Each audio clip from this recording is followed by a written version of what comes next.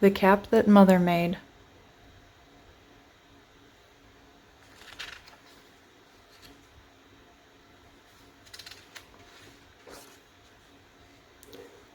A Swedish fairy tale, retold by Alice O'Grady and Francis Throop, illustrated by Esther Friend.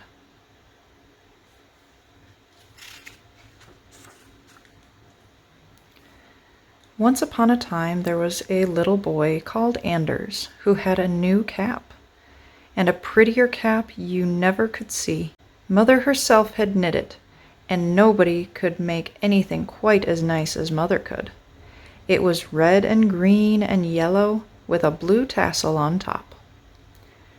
Anders pulled the cap down over his ears and showed it to his brothers and sisters. They thought he looked very handsome. Then he put his hands in his pockets and said, "I'm going for a walk so everyone can see my new cap."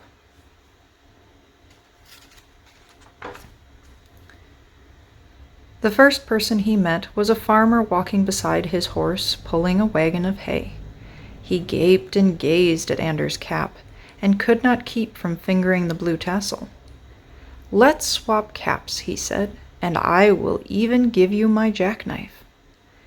Now, this knife was a splendid one, and Anders knew that one is almost a man as soon as he has a jackknife.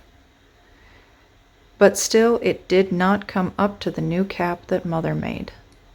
"Oh no, I could not do that," he said, and with a nod to the farmer, he went on.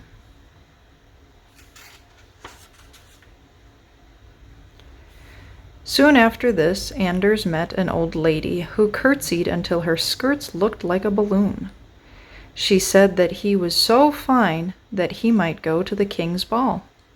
"Yes, why not?" thought Anders. "Seeing that I am so fine, I may as well go and visit the king."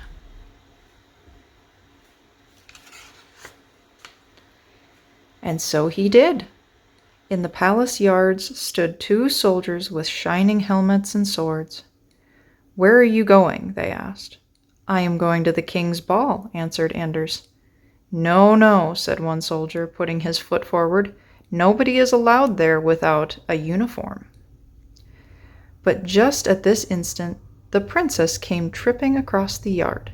She was dressed in green silk with bows of gold ribbon. She heard Anders and the soldiers and walked over to them.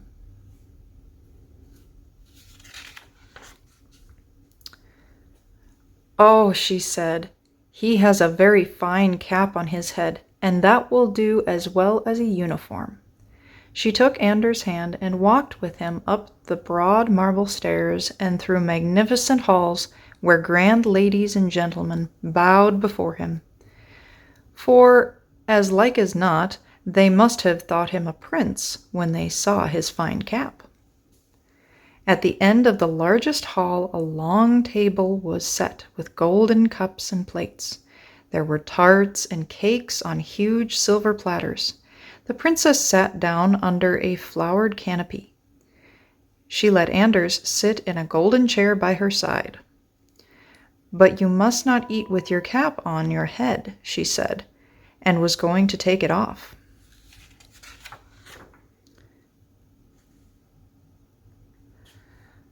"Oh yes, I can eat just as well," said Anders, and held on to his cap. If she should take it away, he was not certain that he would get it back again. "Give it to me," said the princess, "and I will give you a kiss." The princess was certainly beautiful, but he could not part with the cap that Mother made. He only shook his head. The princess filled his pockets with cakes and put her own jeweled necklace around his neck and bent down and kissed him. But he only moved further back in his chair and did not take his hands from his cap. Then the king entered, followed by many gentlemen in glittering uniforms and plumed hats. The king himself wore an ermine and purple robe and a large gold crown on his white hair. He smiled when he saw Anders in the gilt chair. "That is a very fine cap you have," he said. "So it is," said Anders, and it is made of Mother's best yarn, and she has knit it herself, and everyone wants to get it away from me."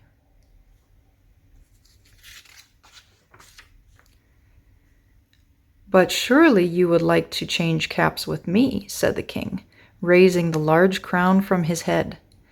Anders did not answer. He sat as before and held onto his cap.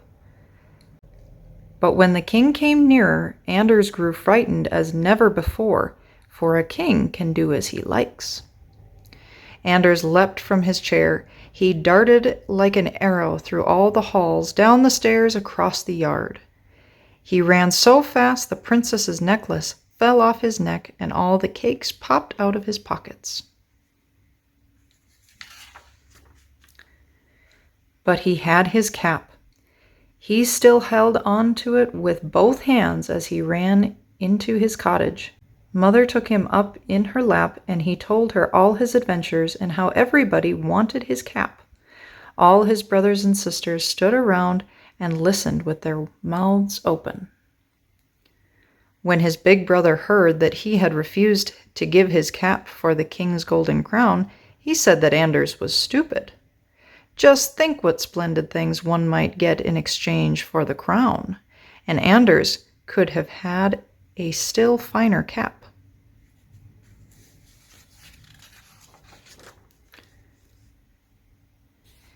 Anders' face grew red. He had not thought of that. He cuddled up to his mother and asked, "Mother, was I stupid?" But his mother hugged him close. "No, my little son," she said. "If you were dressed in silk and gold from top to toe, you could not look any nicer than in your little red cap." Then Anders felt brave again.